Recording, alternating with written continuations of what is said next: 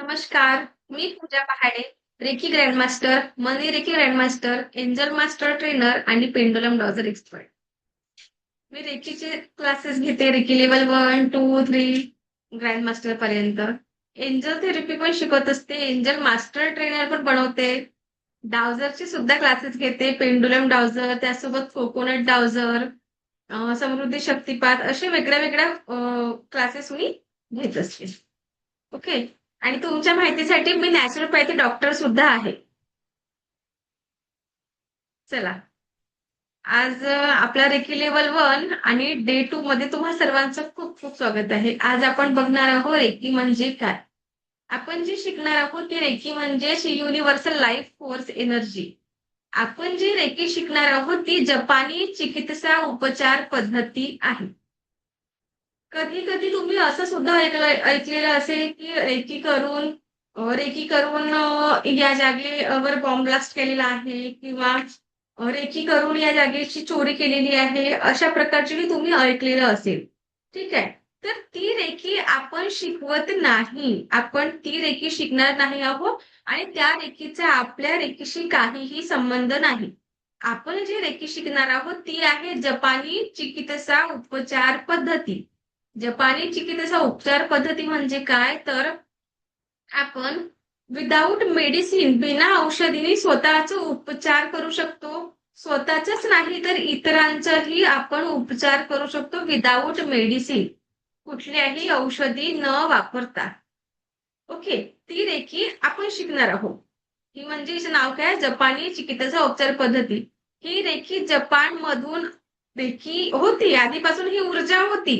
पण जपान मधले जे डॉक्टर मिकाऊ उसुई आहे त्यांनी ही एनर्जी ही ऊर्जा रिडिस्कवर केली. आणि ही रेखी हस्तस्पर्शाने जसं आपण म्हणतो ना की हिलिंग करायचे तर हिलिंग कशी केली जाते तर या पामचक्रामधून आपली ही रेखी प्रवाहित होत असते. हे आपले पामचक्र आहे.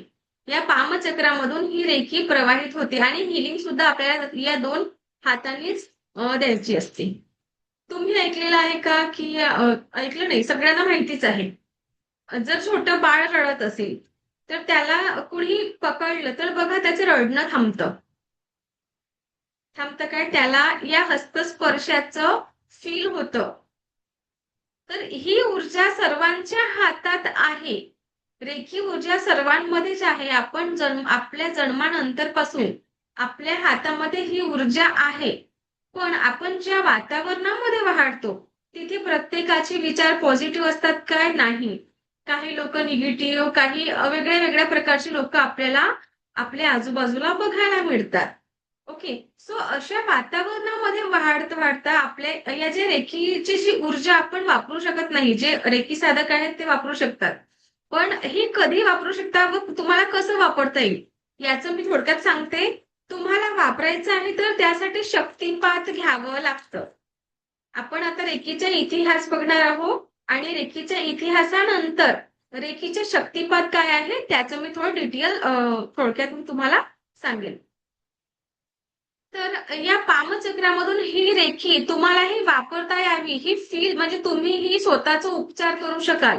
आता तुम्हाला येत नसेलच कारण की तुमची जी एनर्जी आहे तिथे थांबलेली आहे. तो प्रवाह तुमचा बरोबर होत नाहीये. समजा की आपल्या घरचं जे नळ आहे तिथे मधामध्ये कचरा अडकलेला आहे आणि वरून तुम्ही नळाचं नळ सुरू करताय. पण मधामध्ये कचरा अडकलेला आहे. पाणी जाईल का? पाणी प्रवाह होईल का तिथून? नाही. सो ही एनर्जी सुद्धा तुमच्यामध्ये आहे. पण ती कुठेतरी स्टक झालेली आहे, थांबलेली आहे. याच एनर्जी तुम्हाला वापरता याव्या यासाठी तुम्हाला शक्तिपात घेणं गरजेचं असतं. आता शक्तिपात म्हणजे काय आपण रेकीच्या इतिहासानंतर आपण बघूया. ओके. चला तर रेकीचा इतिहास आपण सुरू करूया. आपण जी रेकी शिकणार आहोत ती म्हणजे जपानमधून आलेली ही रेकी. एक मिनिट मी स्क्रीन शेअर करते. डॉक्टर मिकाऊ उसुई जी आहे रेकीचे जनक.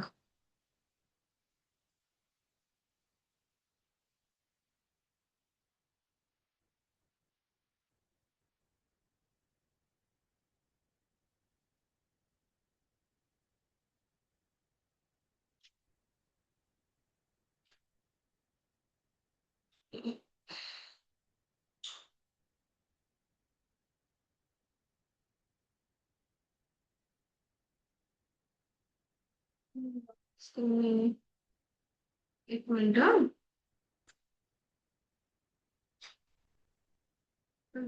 कवचांचा फोटो कुठे आहे? एक मिनिटात थांबा.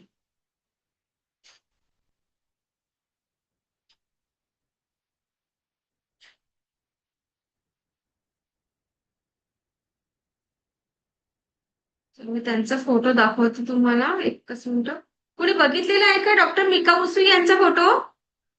डॉक्टर मिका मुसू यांना बघितलेला आहे काय?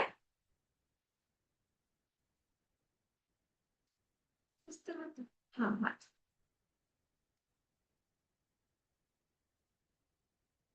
हम्म. हे बघा, हे डॉक्टर मिकाऊ उसुई आहे. यांच्यामुळे आपल्याला ही रेकी, यांनी ही रेकी रिडिस्कवर केली. पण आपल्यापर्यंत ही रेकी कशी पोहोचलेली आहे? आपल्यापर्यंत रेकी पोहोचवणारे हे आहेत जे हवाई टकाटे आहे, यांच्यामुळे आपल्याला ही रेकी मिळालेली आहे.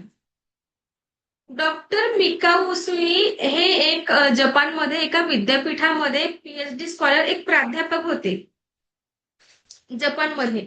तिथे त्यांना एका स्टुडंटने विचारलं की अशी काही एनर्जी आहे का की जी सगळ्या दुःखांचं निवारण करेल.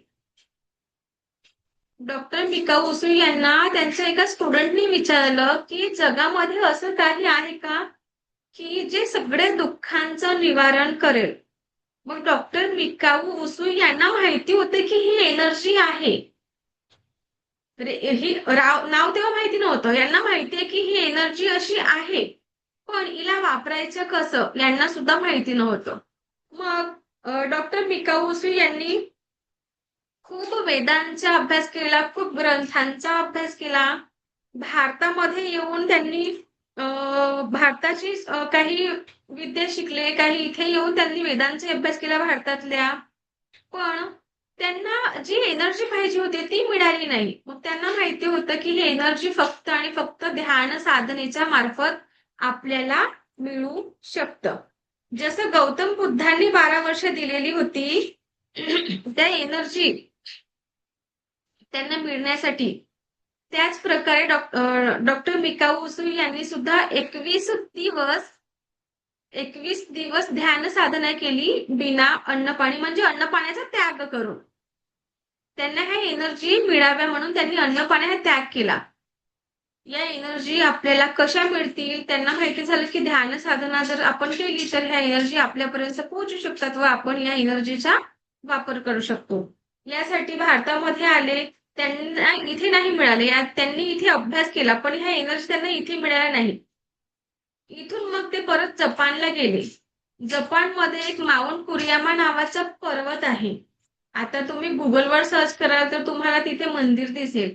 माउंट कुरियामा नावाच्या माउंट कुरियामा नावाच्या एका पर्वतावर गेले. तिथे त्यांनी ध्यान साधना केली. मग आता ध्यान साधना करताना जे दिवस मोजायचे होते त्या काळामध्ये, यांचा जन्म बघा 15 ऑगस्ट 1865 मध्ये झाला यांचा जन्म. मग आता 1865 मध्ये तिथे काहीच नव्हतं. आता तर तिथे मंदिर बनलेलं आहे, पण 1865 त्यांच्या म्हणजे ते 1800च्या काळामध्येच जेव्हा 1800च्या काळामध्ये म्हटलं तर 1900च्या आधी, तेव्हा तिथे काहीच नव्हतं. फक्त एक असं पर्वत, म्हणजे खाली पडलेलं पर्वत होतं खाली असं. तिथे गेले. ते ध्यान साधना साठी दिवस मोजण्यासाठी त्यांनी तिथे दगड जे होते, दगड जवळ ठेवले आणि एक एक, जसं एक दिवस ध्यान साधना करायला बसले की एक दगड बाजूला काढून ठेवायचे.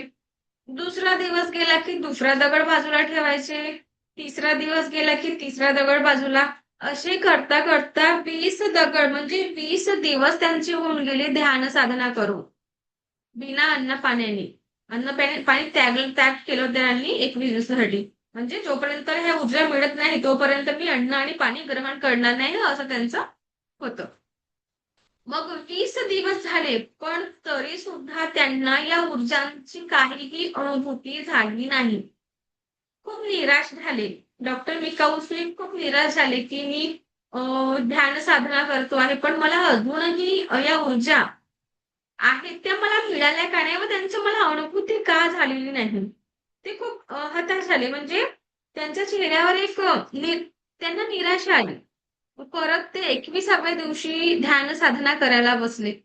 21व्या दिवशी ध्यान साधना करत असताना त्यांना जेव्हा ध्यान साधनेला बसले होते, तेव्हा त्यांना एक प्रकाशाचं त्यांच्यावर असं प्रकाश पडलेलं. म्हणजे एक ऊर्जेचा फ्लो त्यांच्या आतमध्ये आलेला. त्यांना असं हे झालं, त्यांना अनुभव झाला, की आपल्यामध्ये वरून काहीतरी प्रकाश येतो आहे आणि या प्रकाशाने त्यांना असं जसं समजा, की 21 दिवस आपण जर अन्न पाणी त्याग केलं, तर आपली एनर्जी डाऊन वाटेल. बरोबर आहे. पण त्यांना तेव्हा 21व्या दिवशी जेव्हा व्हाईट लाईट त्यांच्यावर प्रकाश येत होतं, तेव्हा त्यांना असं एक एनर्जेटिक वाटू लागलं.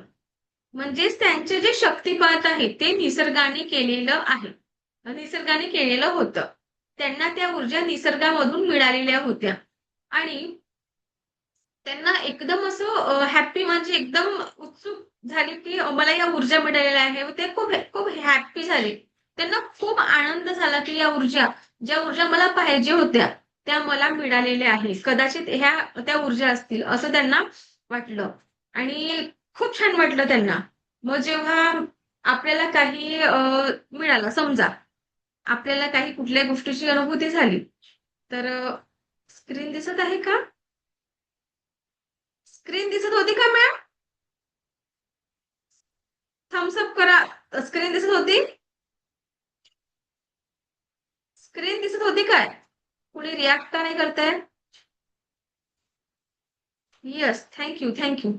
सो डॉक्टर मिकाऊसी यांना त्या ऊर्जा मिळाल्या आणि मग त्यांना असं वाटलं, की या ऊर्जा मला मिळालेल्या आहेत, तर याबद्दल मला इतरांनाही सांगायला पाहिजे, की या ऊर्जा मला म्हणजे ज्यांची ते शोध करत होते, ज्यांच्यासाठी त्यांनी खूप देश-देश फिरले, त्या ऊर्जा मिळण्यासाठी आणि त्या ऊर्जा त्यांना मिळालेल्या आहे. आणि काही जपानी भाषेमध्ये काही बलून्स त्यांच्या समोर असे जाताना त्यांना व्हिज्युअलाइज झाले. दिसले त्यांना असे जपानी भाषेमध्ये काहीतरी लिहिलेलं आणि त्यांना कन्फर्म झालं, की मला या ऊर्जा मिळालेल्या आहेत.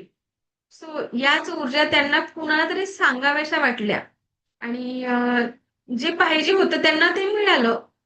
मिळालेलं आहे. मग त्यासाठी त्यांनी पर्वतावरून खाली धावत होते. धावत, धावत, धावत, धावत ते खाली आले. खाली येत असताना त्यांच्या पायाला ठेच लागली. धावता, धावता त्यांच्या पायाला ठेच लागली. त्यांच्या अंगुठ्याला ठेच लागली. पायाचा जो अंगठा असतो, त्याला ठेच लागली आणि तिथून रक्त वाहू लागलं. समजा आपल्याला कुठे लागलं, कुठेही लागलं म्हणजे त्यांना जर पायाला लागलं, कुठेही लागलं, हाताला, पायाला, डोक्याला, तर आपण काय करतो? पटकन तिथे आपला हा हात जातो. कुठेही लागलं असेल तर पटकन अंगठ्याला लागत आपण पटकन असं हात करतोच ना. सो त्यांनी सुद्धा त्यांचा पायाचा अंगठा लागला तर पटकन त्यांचा हा हात त्यांच्या पायाच्या अंगठ्यावर गेला आणि जे अंगठ्याचं रक्त वाहत होतं आणि त्यांना वेदना होत होत्या त्या तिथे काही मिनिटांमध्येच थांबल्या. त्यांनी हा हस्तस्पर्श त्यांच्या अंगठ्याला केला आणि अंगठा असं होतं, त्यांचं वाहणारं रक्त सुद्धा थांबलं आणि त्यांना होणाऱ्या वेदना सुद्धा थांबल्या. तिथे त्यांना खूप आनंद वाटला, की ज्या गोष्टी त्यांना पाहिजे होत्या, की जे सगळं दुःखांचं निवारण करेल, अशी ऊर्जा आपल्याला मिळालेली आहे आणि त्यांना खूप आनंद झालं. विचार करा ना, की जो रक्त वाहत होता, तो रक्त तिथे वाहणारा थांबला आणि वेदनाही थांबल्या. तर किती त्यांना आनंद, खूप आनंद झाला. आणि मग म्हणजे त्यांच्या जीवनातला हा पहिला अनुभव त्यांच्यावर त्यांनी घेतलेलं.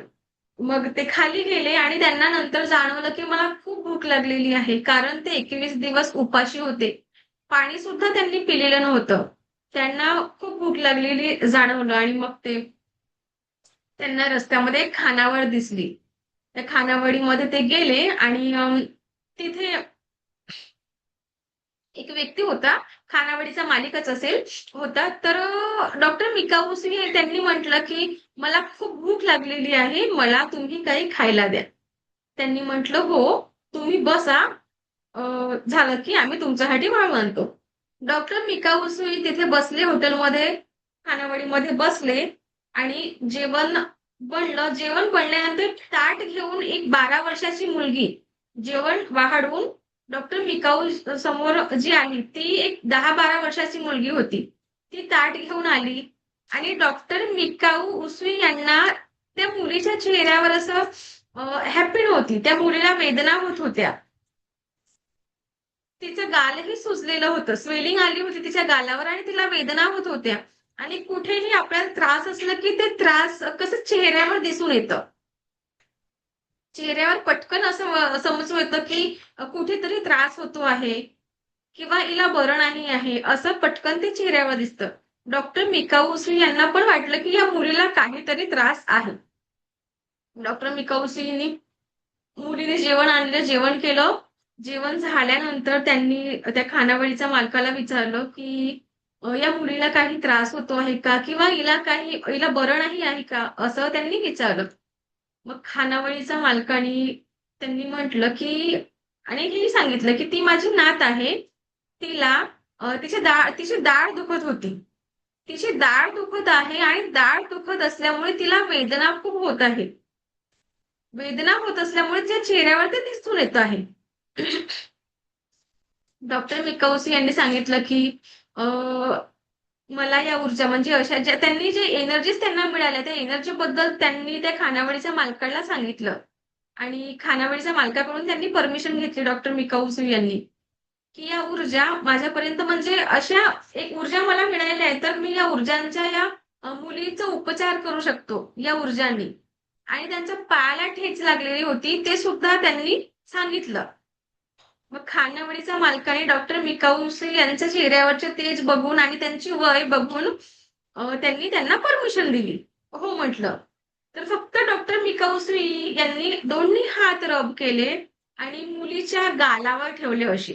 आपण सुद्धा रेकी मी जेव्हा 24 बॉडी पार्टला तुम्हाला हिलिंग कसं रेकी कशी द्यायची ते सांगितलं तर आपल्याला फक्त काय करायचं असतं ते दोन्ही हात रब करून त्यांनी तिच्या गालावर ठेवलं असं. 4-5 मिनिटं ठेवलं आणि हातातून संवेदना सुरू होऊन संपेपर्यंत त्यांनी तिच्या गालाला हिलिंग दिली. काही मिनिटातच त्या मुलीच्या ज्या वेदना होत होत्या वेदना बंद झाल्या.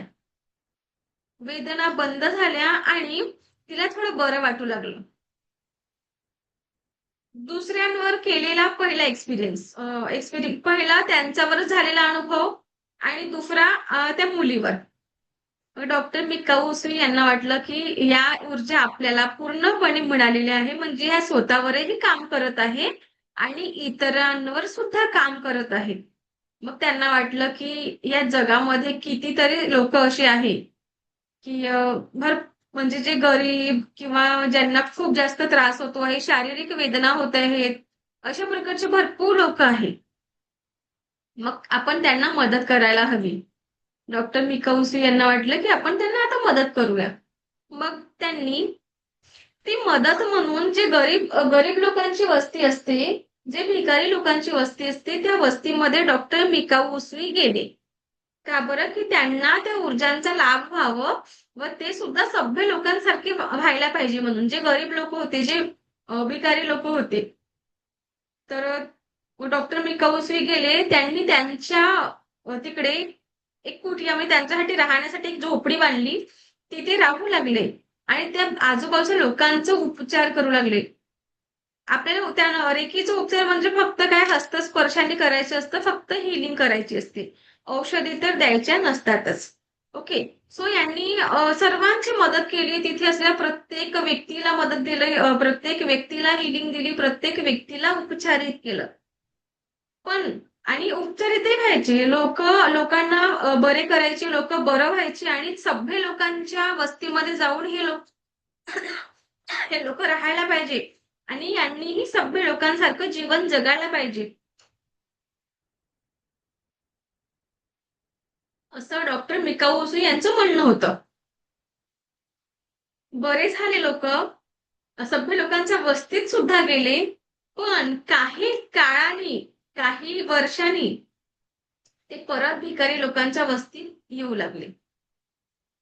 डॉक्टर मिकाऊसू यांना वाटलं की मी आणि होतं ना की आपण आता आज एका व्यक्तीला आपण उपचारित केलं आणि वर्षभराने जरी आलं, 6 महिन्यात जरी आलं, तर आपल्याला चेहरा ओळखीचा वाटतो की.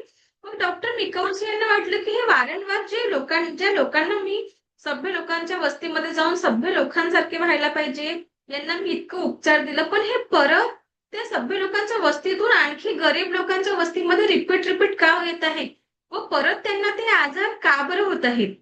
आजारांपासून मुक्त करण्याचे काम डॉक्टर मिकाऊसी यांनी केलं. आजार मुक्ती होऊन ते सभ्य लोकांकडे गेले.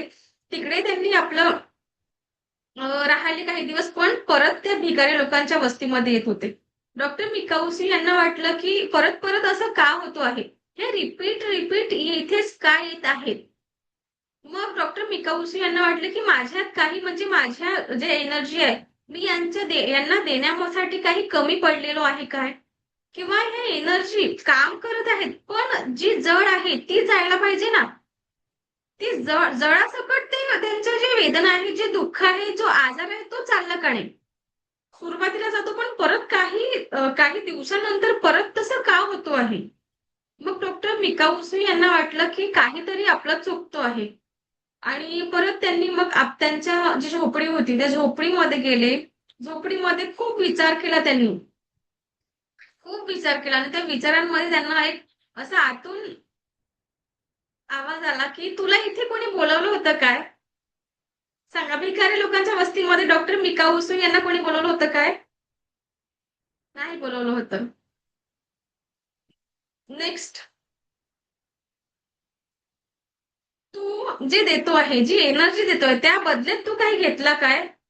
डॉक्टर मिकाऊसू यांनी म्हटलं की नाही. मग आपण ते रूल फॉलो करतो बरं. रेकीचे रूल काय आहे? तर रेकी कुणीही मागितल्याशिवाय द्यायची नाही, आणि रेकी दिल्यानंतर काहीतरी घ्यायचं असतं.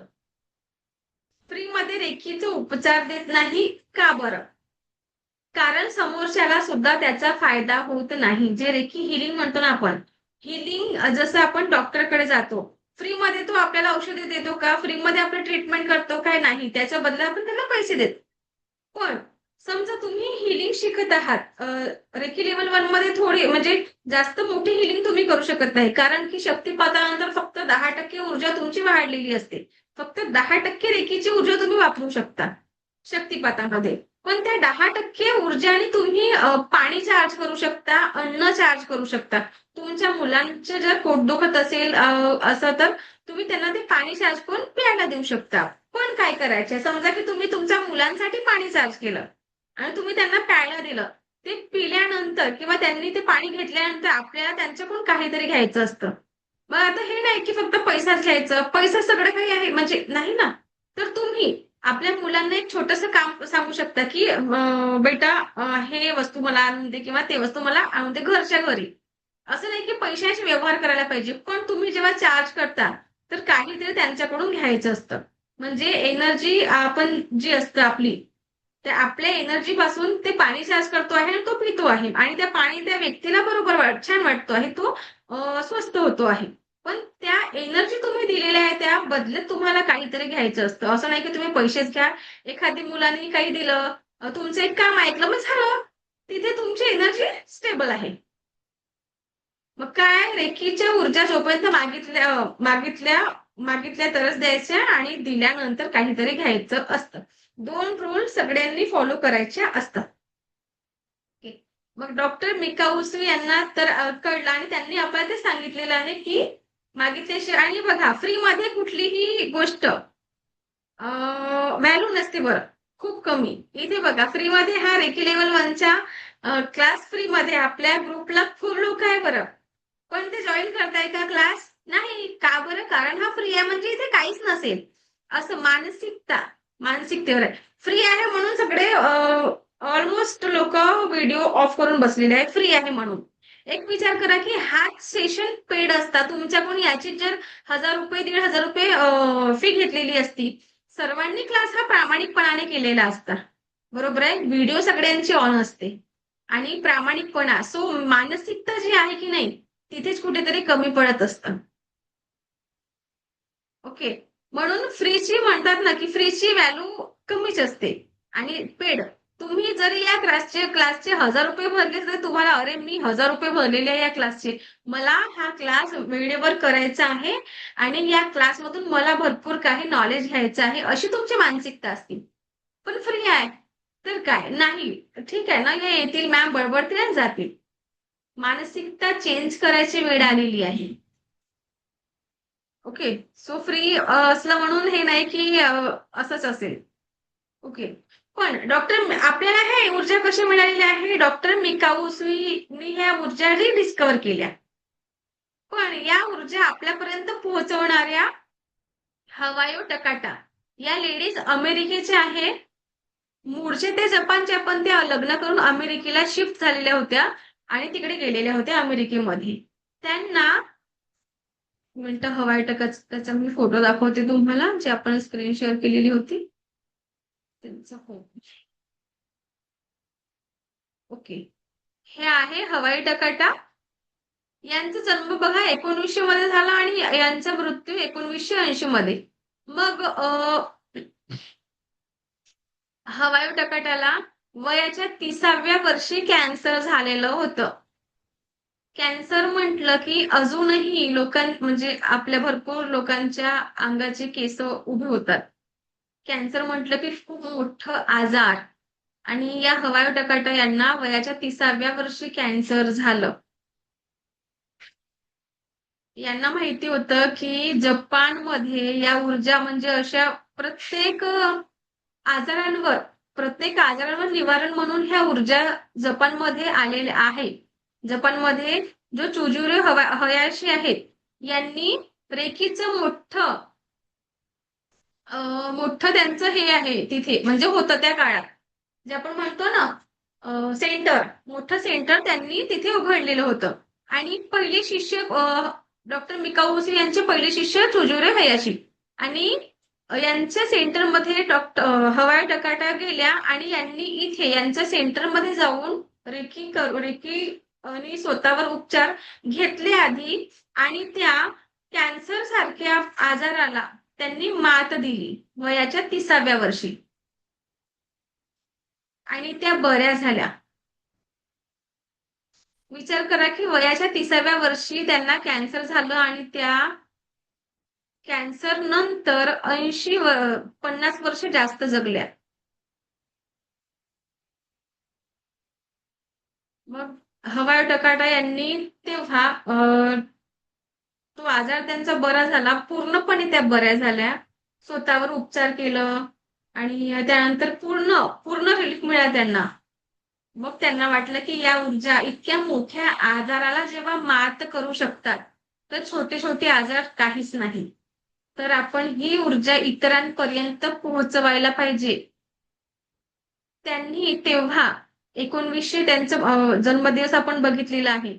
आणि त्या काळामध्ये त्यांनी 22 ग्रँड मास्टर रेडी केलेल्या होत्या. 22 ग्रँड मास्टर त्यांनी तयार केलेल्या होत्या आणि ते 22 ग्रँड मास्टर म्हणजे रेकीचे जे ग्रँड मास्टर, जशी मी आता इतरांना शिकवते, म्हणजे जोपर्यंत तुम्ही रेकी ग्रँड मास्टर होत नाही तोपर्यंत तुम्ही इतरांना रेकी शिकवू शकत नाही.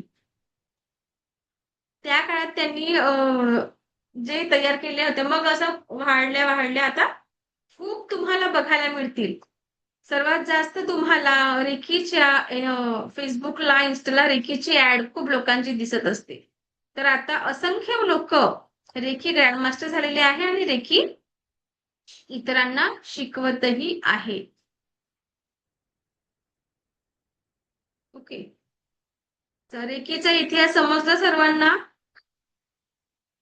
आपण बघूया रेकीचे 5 तत्व. रेकीचे 5 तत्व आपल्याला डॉक्टर मिका उसू यांनी दिलेले आहे. ते म्हणजेच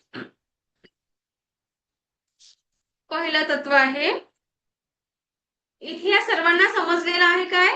रेकीचा इतिहास. रेकी कुठून आली, कशी आली व आपल्याला कशी मिळाली.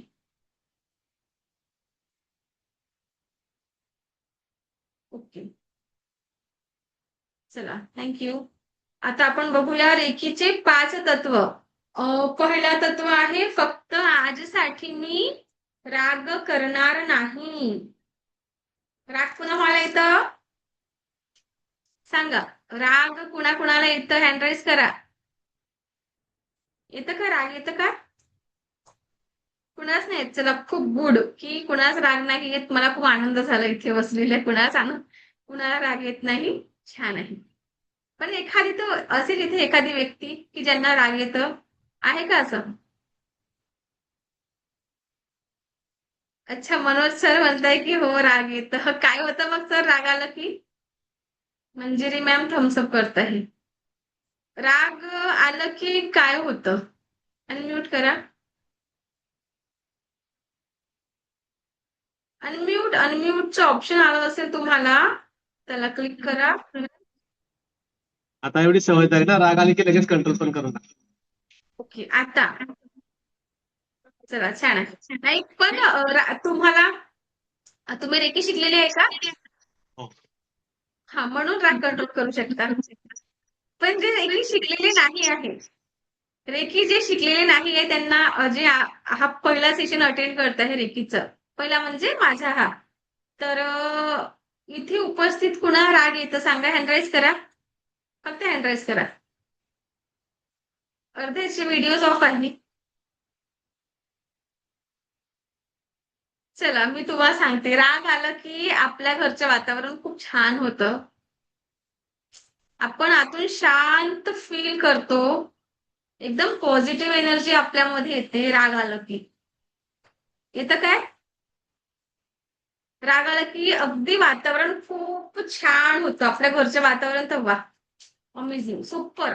म्हणजे सांगताच येत नाही. आपल्या राग आला की वातावरण वाव किती खूप छान होतं. असं होतं का?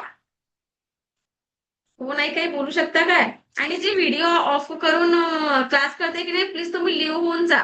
मला तसंही व्हिडिओ ऑफ केलेले लोक आवडत नाही. एखाद्याचं ऑफिस असेल, एखादं कुठे बाहेर असेल, म्हणजे टाइमपास करायला आले असेल तर मला तसेही लोक आवडत नाही टाइमपास करणारे. समजलं काय? आणि माझं काम आहे क्लिअर बोलो बस. प्रामाणिकपणाने तुम्हाला काही शिकायचं असेल तर व्हिडिओ ऑन करून बसत चला. आणि तुम्हाला खरंच शिकायचं आहे तर उद्या क्लासला जॉईन करा. आणि नाही शिकायचं असेल फक्त टाइमपास म्हणून तुम्ही क्लासला जॉईन करत आहात तर जॉईन करायची काहीही गरज नाही. ओके. टाइमपास म्हणून तुम्ही जर या क्लासला टाइमपास बनवलेला आहे, समजा तुमच्या गावात एखादी बोबा आला भजन कीर्तन केलं आणि गेला, तसं या क्लासला बनवायचं नाही आहे. हा क्लास एनर्जीचा क्लास आहे. सो इथे 100% तुम्हाला 1 तास आपली एनर्जी देऊन बसायचं आहे. टाइमपास म्हणून बसायचं नाही. ओके. सो आताही लिव्ह केलं तरी चालेल, काहीही हरकत नाही. आणि ज्यांना माझ्याकडे बघा 5-10 लोकही राहील, पण ते प्रामाणिक असतील, त्यांना वाटत असेल की मी काहीतरी शिकायला पाहिजे. सो मला तेवढी लोक चालतील. 100 लोक नसली तरी चालेल. 100तून 10 लोकही प्रामाणिक असले आणि प्रामाणिक लोक शिकतील ते चालेल मला. बाकीचे 90 नको. ओके. इतकं म्हटल्यावरही व्हिडिओ ऑफ आहे. समजा किती हुशार लोक आहेत. इतकं म्हटल्यावर एकाच व्हिडिओ ऑफ ऑन नाही झालं, एकाचही. Very good. चला कुठे होते मी? फक्त आजसाठी मी राग करणार नाही. डॉक्टर मिका उसवी यांनी आपल्याला काय म्हटलेलं आहे की फक्त आजसाठी मी राग करणार नाही. फक्त आजसाठी का बरं म्हटलेलं आहे?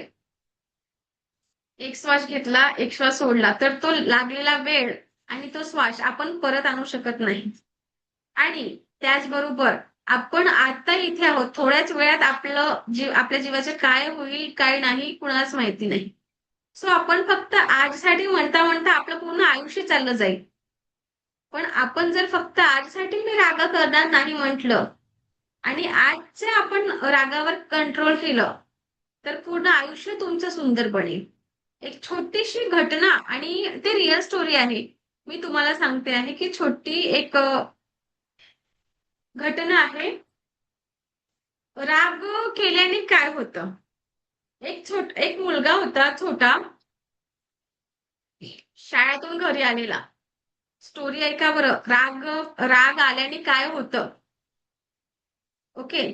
फक्त आजसाठी मी राग करणार नाही व या राग केल्याने आपल्या आयुष्यामध्ये काय काय होऊ शकतात. एक मी स्टोरी तुम्हाला एक्सप्लेन करते. तर एक मुलगा होता. शाळेतून जेव्हा मुलं घरी आले की कोणाला शोधत येतात? मला कोणी सांगेल? प्रीती मॅम सांगा. आईला. आईला. येस. सो त्या मुलाने सुद्धा आई आई हाक मारत शाळेतून आला आणि आपल्या आईला हाक मारत तो घरामध्ये गेला.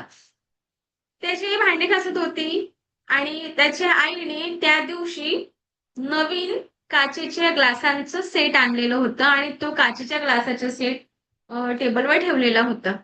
मुलगा शाळेतून आल्यानंतर आई आई आई हाक मारत आतमध्ये आला, धावत धावत आला व धावत असताना काचेचे ग्लास जे टेबलवर ठेवलेले होते, मुलाचा धक्का लागला आणि ते काचेचे ग्लास खाली पडले आणि फुटले. ग्लास पडून फुटले. आई भांडे घासत होती.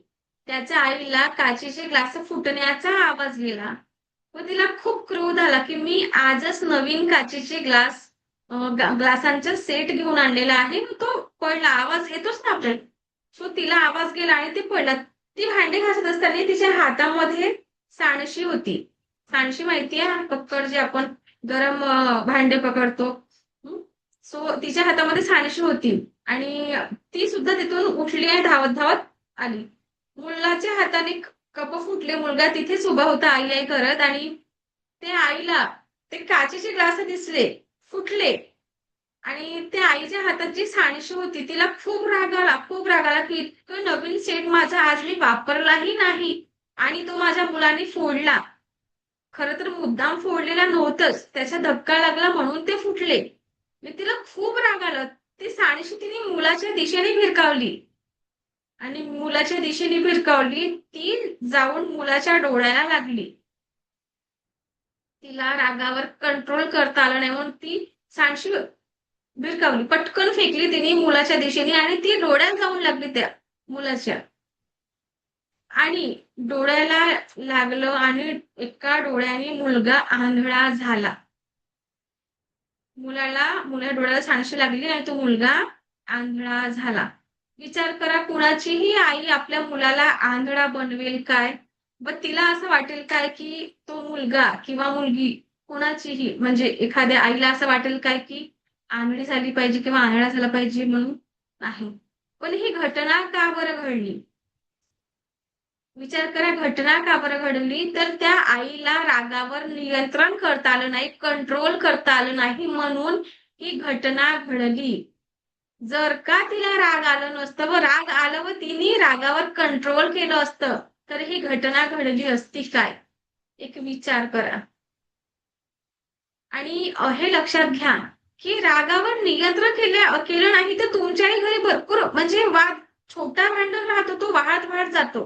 का बरं? तुम्हाला कंट्रोल करता येत नाही म्हणून. तर त्यालाच तर आपल्याला कंट्रोल करायचं आहे.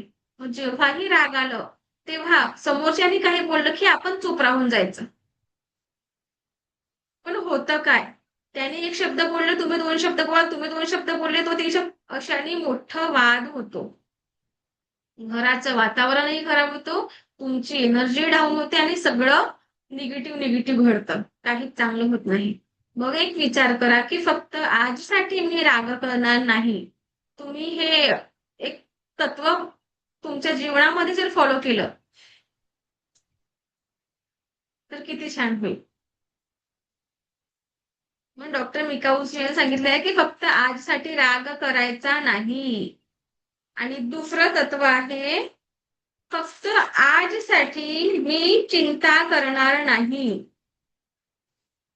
दुसरं, फक्त आजसाठी मी चिंता करणार नाही. सर्वांनीच ऐकलेलं आहे की चिंता हे चितेप्रमाणे, चिंता बघा चित्यापर्यंत लवकर घेऊन जाते. बरोबर आहे. मग कालचा दिवस तुम्ही छान जगलेले असाल समजा किंवा वाईट गेलेला असेल कालचा दिवस, तर होऊ शकते काही घटना वाईट घडलेल्या असतील, मग त्याचा विचार तुम्ही आज करत आहे आणि आजचे दिवस खराब करत आहेत, तर ही गोष्ट चांगली आहे काय? नाही. चिंता करणं चांगलं आहे काय? नाही. जे होणार आहे ते होणारच आहे. पण कितीही काही करू, जो होने वाला है वो होगा नहीं, होके रहेगा. मग ते चिंता करू करू आपण आजच्या दिवसाला पण चांगल्या दिवसाला खराब करायचं का? नाही. म्हणून फक्त आजसाठी मी चिंता करणार नाही. हे दुसरं तत्व आहे. तिसरं आहे फक्त आजसाठी मी माझे काम प्रामाणिकपणे आणि इमानदारीने करेन. फक्त आजसाठी मी माझे प्रत्येक कार्य इमानदारीने आणि प्रामाणिकपणाने करेन. प्रत्येक व्यक्तीने आपले काम इमानदारीने केले तर किती छान होईल. प्रत्येक जागेची एनर्जी पॉझिटिव्ह राहील. राहील की नाही. समजा एखाद्या पोलिसांनी आपले काम इमानदारीने केले, एका अधिकाऱ्याने आपले काम इमानदारीने केले, एखाद्या डॉक्टरने आपले काम इमानदारीने केले तर किती छान होईल. पण होतं काय, घडतं काय असं? प्रत्येकच व्यक्ती इमानदारीने काम करतो काय? नाही, नाहीच करत ना. आता मला एक प्रश्न विचारायचा आहे. एक सांगा की समजा इमानदारी म्हणजे प्रत्येक डिपार्टमेंटची नाही, आपली सुद्धा एक जबाबदारी असते, स्पेशली स्त्रियांच्या. समजा तुमची तुम्ही कोणते काम इमानदारीने करायला पाहिजे, आपण कोणते काम इमानदारीने करायला पाहिजे आपले घरचे. त्याला काम म्हणून नाही तर त्याला जबाबदारी म्हणून जर केली की नाही तर आपल्या घरची एनर्जी ही छान राहील. स्त्रियांना स्पेशली आजकाल असं झालेलं आहे की स्वयंपाक करण्याचा कंटाळा येतो. कधी कधी म्हणजे खूपदा कंटाळा येतो आणि त्या कंटाळ्यामुळे काय करतात स्त्रिया, मॅक्झिमम स्त्रिया लेडीज बाहेरचे ऑर्डर करतात, बाहेरचे फूड ऑर्डर करतात, बाहेरचं जेवण. आणि एक विचार करा की जे जेवण तुम्हाला बनवायला घरी 1 ते 1.5 तास लागतं आणि तो जेवण तुम्ही बाहेर ऑर्डर केलात तो तुमच्याकडे एक 10, 15, 20 मिनिटांमध्ये येऊन जातं. तुम्हाला जेव्हा तो जेवण बनवायला 1 ते 1.5 तास लागतो आणि तुमच्या घरी पोहोचायला फक्त 15, 20 मिनिटं लागतात, मग तो जेवण फ्रेश फ्रेश असेल काय? जेवण फ्रेश असेल काय किंवा तिथे वापरलेले मसाले फ्रेश असतील काय? तुम्ही जो फूड खात आहे बाहेरचं कसं बनवलेलं असेल, कुणी बनवलेलं असेल, कशा एनर्जीनी बनवलेलं असेल, पॉझिटिव्ह एनर्जी होती बनवताना काय आणि कसं असेल, हायजीन असेल की नाही. मग समजा तोंडाची चव म्हणून आपण महिन्यात 2 महिन्यातून 3 महिन्यातून एकदा गेलात चालेल. पण जर तुम्हीही तुमचे घरचे काम जर माझी जबाबदारी म्हणून केलात तर तुमच्या घरचंही तुम्ही म्हणजे आनंदही तुमच्या आपल्या हातात असतं स्त्रियांचा. मग तो फूड जेव्हा बाहेर आपण ऑर्डर केलेला आहे तो कोणी बनवलेला आहे, कसं बनवलेलं आहे, कुठले मसाले वापरलेले आहे, फ्रेश वापरलेले आहे की 15 किती दिवसापासून ते बनवलेले मसाले वापरलेले आहे. मग तुम्ही तो जेवण आपल्या घरी आणता आणि घरच्या सगळ्यांना तो जेवण खाऊ घालता. अशा जेवणामुळे तुमच्या घरच्या लोकांचं आरोग्य चांगलं राहील काय? की तुम्ही घरच्या लोकांच्या आरोग्याशी खेळत आहात? काय वाटतं? काय वाटतं? आरोग्याशी खेळत आहात की नाही?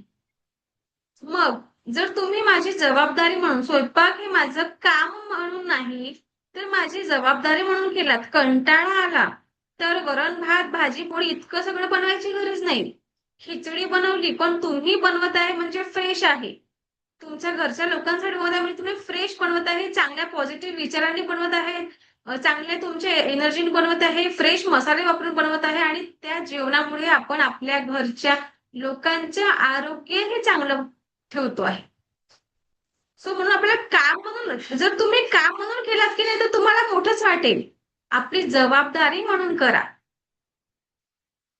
म्हणून प्रत्येकाने मी माझे काम इमानदारीने करेन. फक्त आजसाठी मी माझे काम इमानदारीने करेल, हा आपला तिसरं तत्व.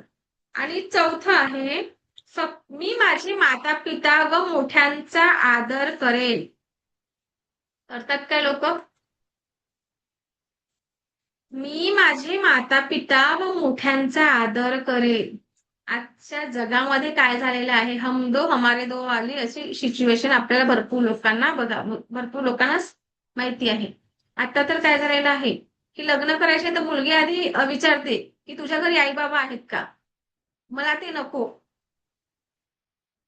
भरपूर ठिकाणी घडत आहे बरं अशा गोष्टी. खूप ठिकाणी व लग्न टिकत नाही. काही महिने टिकतो आहे. बस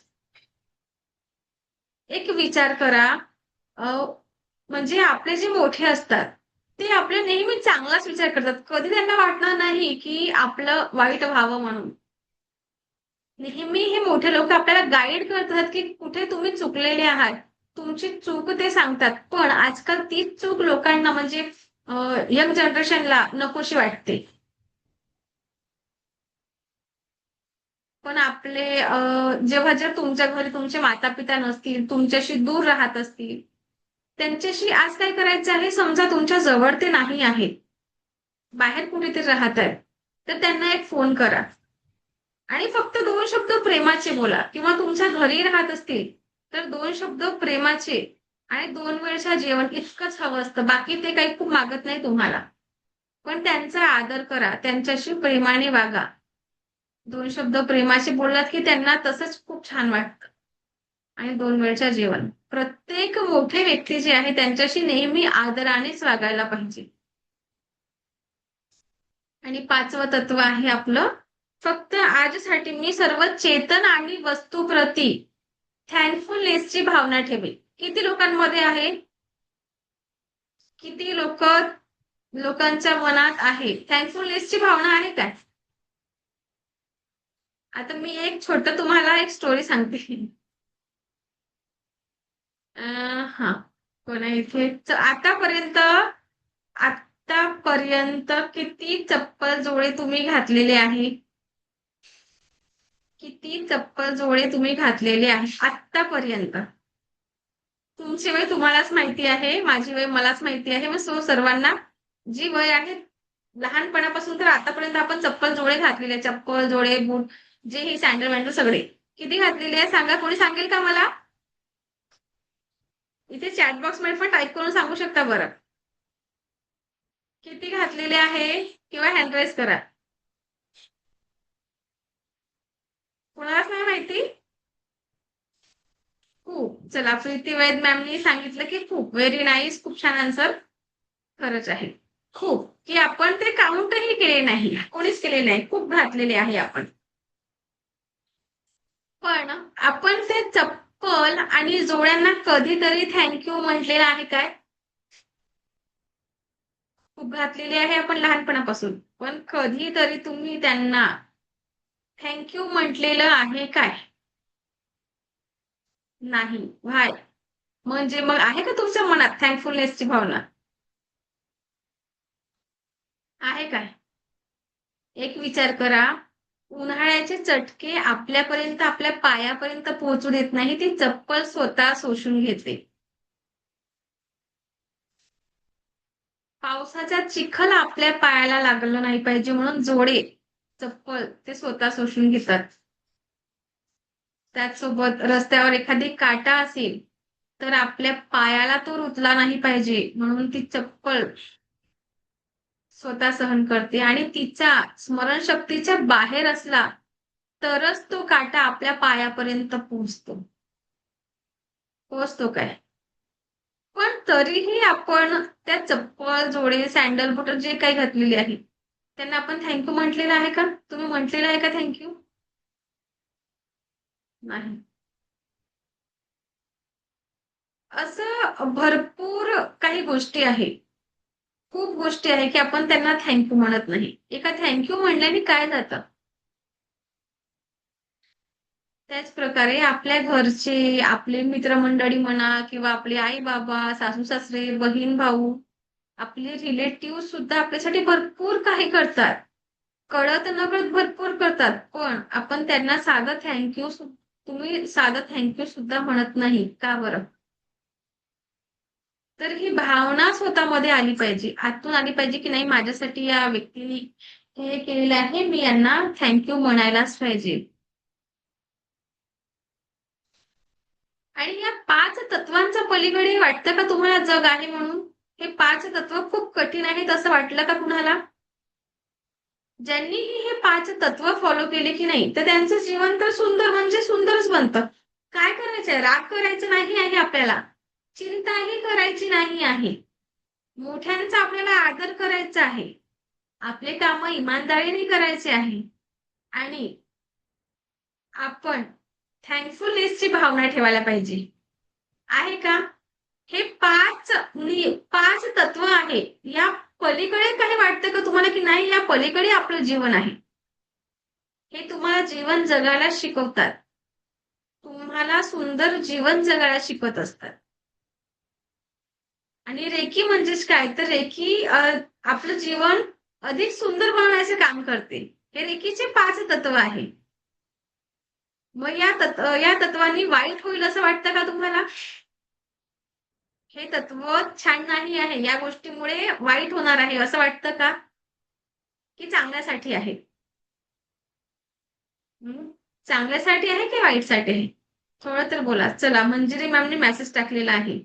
थँक यू मॅम. खूप छान.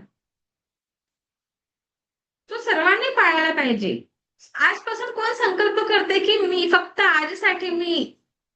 आजसाठी राग करणार नाही. कोण संकल्प करते? राग केलं तर माहिती आहे की आपण एक स्टोरी सुद्धा ऐकलेली आहे आणि ते फक्त स्टोरी म्हणून नाही तर रिअल सत्य घटनेवर आधारित आहे बरं.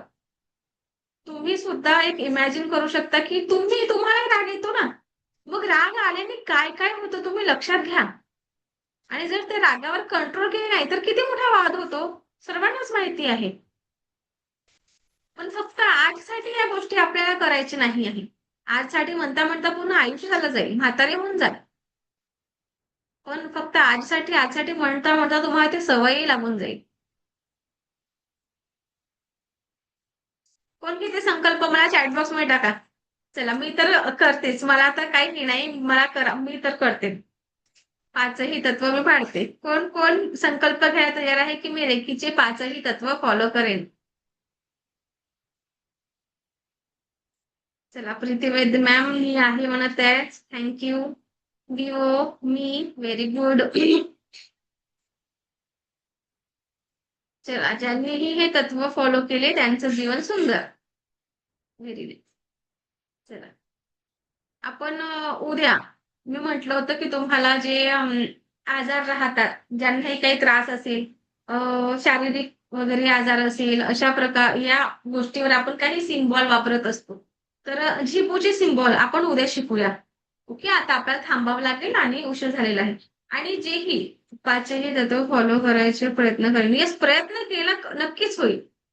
तुम्ही प्रयत्न तर करा सुरुवात तर करा. आणि सुरुवात केली तर नक्कीच तुम्ही करू शकता. ओके. मेसेज होतं. थँक्यू. आणि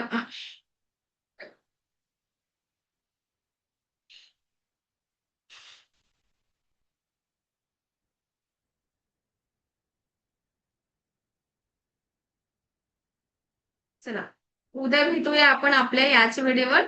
हा आणि मलाही म्हणायचं आहे की जे लोक ऍक्टिव्ह आहे की नाही ते लोक क्लास कंटिन्यू करा. आणि ज्यांना वाटतं की टाइमपास म्हणून करायचे असो नाही केला तरी हरकत नाही बरं. नाहीतर मॅम असं म्हणाल की मॅम असं नाही म्हणायला पाहिजे. पण माझं काय चुकते ते तरी तुम्ही सांगा. ओके. अरे मला असं वाटतं की ही रेखीची ऊर्जा भरपूर लोकांपर्यंत पोहोचायला पाहिजे.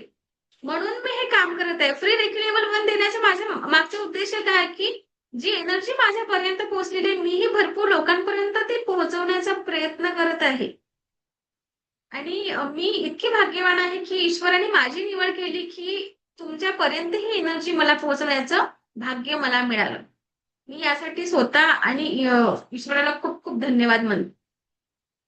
माझ्यासारखं जीवन जगणंही लोकांचं स्वप्न असेल. मी सुद्धा कोणातरी स्वप्नातलं जीवन जगते आहे. काय?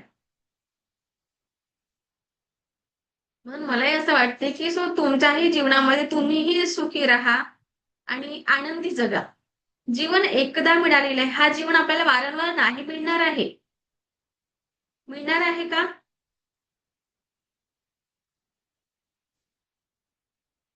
कोणाचा अनुभव खूप छान आहे म्हणते? एक लक्षात घ्यायचं की आपल्याला हा जो जीवन मिळालेला आहे या जीवनाला इतकं सुंदर जगायचं की ते गाणं आहे ना की जिंदगी ना मिलेगी दोबारा असं जगायचं. हे जीवन पुन्हा मिळणार नाही हा लक्षात ठेवून या जीवनाला खूप खूप सुंदर जगायचं. जे आहे ना, जी गोष्ट तुमच्या जवळ आहे, त्याला त्यामध्ये समाधानी राहायचं. थँक यू म्हणायचं प्रत्येक गोष्टीला आतून आणि जिथे राहिले का. चला. मला ऐकून घेतलं यासाठी मी तुम्हा सर्वांची खूप खूप आभारी आहे. दिव्य रेकी शक्ती आणि एंजल्स तुमच्या आयुष्यामध्ये परमसुख, समाधान, आरोग्य, ऐश्वर आणि दीर्घायुष्य प्रदान करो हीच ईश्वरचरणी प्रार्थना. Thank you, thank you, thank you so much.